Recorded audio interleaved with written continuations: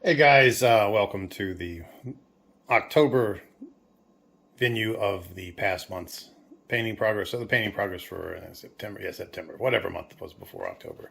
See, I got three done. I got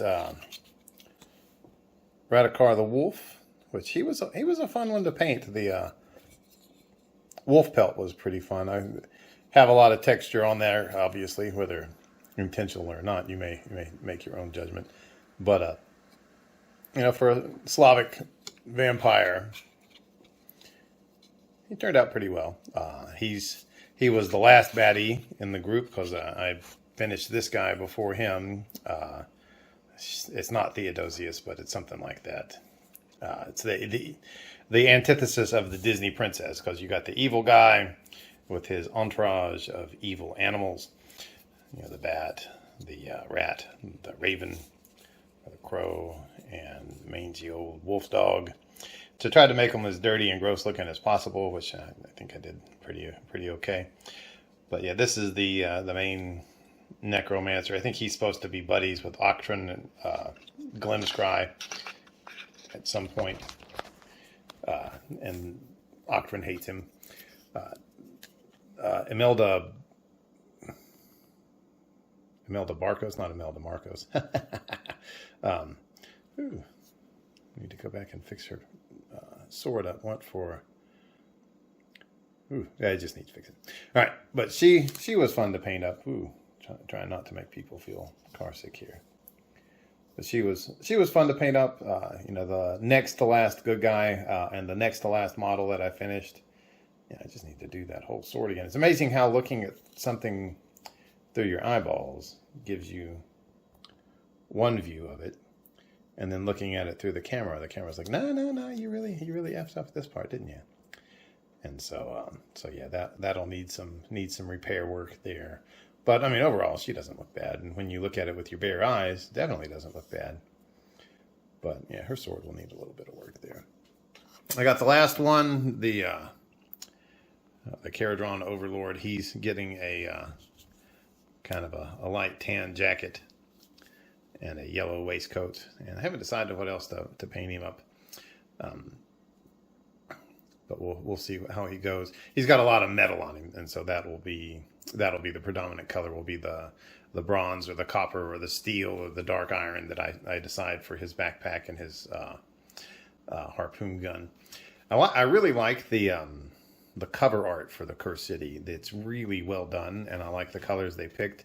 And for some of the characters, I picked those colors, but others, I was like, I'll change things up, because this guy ended up with like I think a red jacket or a blue jacket in the cover art, and I'd already done several people with red and blue clothing styles, and I kind of wanted him to be a little different. But yeah, those three were all I got painted in the month, and started on this guy. I'd hoped to get all four of them done, but that did not happen. And you can tell that I'm using my camera again. I'm actually down in the kitchen because I needed more space to work on the next model that I'm building. The little girl was helping me out, and she was like, "Daddy, I like this model. It's very spooky. Why can't we do this one for October?" And I was like, I can't think of a good reason. And so I've started building the, killing him off there, the Forgotten Prisoner of Castle Moray. It's an old kit. It's gotten reprinted a couple times, I think. But this is the old cast by Aurora. And honestly wish I would have gotten a newer cast, because there are a lot of faults with this this kit. I mean, you look at the sprue here. You can see all the flashing, and if you look here, like even the sprue tree is like skewed. I have no idea how that happened. It's probably something in the manufacturing process, but I've had to clean up lots of flashing. The parts have not fitted together very well, and so I've had to work on them. Still haven't glued this leg on, but you can look here on the knee bone. You can see right under the kneecap there's the injector pin mark, and then all the crud on the leg there. That's just artifacts of either bad molding, or they were shoddy in the production process. You know, there's, if I recall correctly, on the top of each of the feet, there is an injector pin mark right there. That'll take a little bit of green stuff fixing. But I mean, I'm making this for my little girl, and she won't. I could paint it purple and green with glitter paint, and she would be excited. And so that if you don't have a daughter who is just absolutely darling, I recommend getting one. They are a lot of fun. But it comes with this little diorama here. You know, it's got a little snake coming out of the snaky pit here. It comes with these little rats that go down there. It comes with you saw here, another skeletal hand that'll be kind of reaching in from off screen here. Is this where the skull? Oh, yeah, something like that. It'll be reaching in from off the side, and it comes with a little plaque. I mean, this is totally. Well, there goes the skeleton again.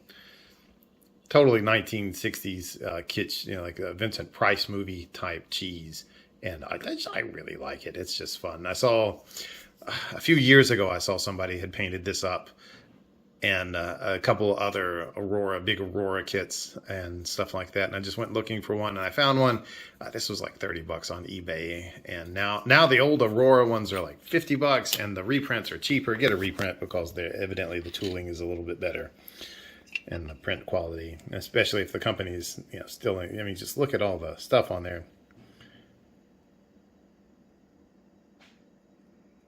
On the bones there, that'll either I need to clean it up, or I need to paint it as, you know, like crud on the forgotten skeleton. Because I mean, he'll be leaning up against the wall. Let's see, I'll show you the 1960s instruction manual. So he goes, that'll be how it looks in the end, and you can kind of see just the cheese on it. It's just very, very cartoony. It's very like you go into Ripley's Believe It or Not, and there it is, sort of thing. You know, and it's just one page of instruction. Like you build the skelly, and then you build the thing and put all the stuff on it, and you paint it all up, and then you're all done. And you know, I'm working out on what sub assemblies I'm going to do. I'm definitely going to paint all the little creatures by themselves. But yeah, I mean, here you can see, like with this snake, there was a huge mold line down his back. It's still kind of there, even though I worked on getting most of it off. And on his belly, there's just a big, heavy mold line that's going to take a little bit of fixing. And, you know, the skull I've already worked a little bit on. I need to work on the join with some sandpaper and stuff like that. But that's just a little footprint skull. But yeah, that'll be a fun one. Honestly, as soon as I get it built and primed, the painting won't take that long, because the stuff has a lot of texture on it. And again, you can see the flashing all around the bottom part of this, and just there's just a lot of work. You know, I've filed and sanded these seams on the sides a good bit, and honestly, I mean, they are pants, and so there would be a seam there, and that's fine to understand. But you know, there's only so much that you can really do. But I mean, just look at that guy. You know, this is you know, like, you know, 80 years after the cask of Amontillado. You know, it's just come and find the guy. It's like, ooh, oh Bob, sorry about that. But yeah, I mean, look at the shoulder here. You know, I'm probably gonna have to go in with some plastic putty and fill in some gaps through here. I may take the skull back off and work on this some more. Wow. Kind of glad I'm looking at this through the camera, because my eyeballs are definitely 45-year-old man eyeballs and don't quite see the details as good as they used to. So like from here, yeah, it looks great. And then you get in close, and it's like, yeah, there's a gap right there. And when you start to paint, that gap will be very evident, and you'll need to fix it. But yeah, that's on my plate. I also have a couple of have one of the Kingdom Death minis that I've started painting, the Halloween Satan, which I'll see if I can get her finished. I started painting her months ago when I was doing some other flesh work, and then just need to paint her clothes that are on her and add her to my little stair step display upstairs. But that's what I did. I got 3 done in a month, which not nearly as cool as those guys who can get 15 and 20 done in a week. But oh well, that's just who I am. So hope you guys are getting stuff painted. Hope you guys are having a good time. Hope if you have kids, they're in school. And if you don't have kids, that you're not in school and instead are just enjoying life. Unless you enjoy school, and then I hope that you're doing that. But alrighty. I will see you guys later. You have a good week and a good month. Enjoy your Halloween. Enjoy all the spooky movies that are out there now. Adios.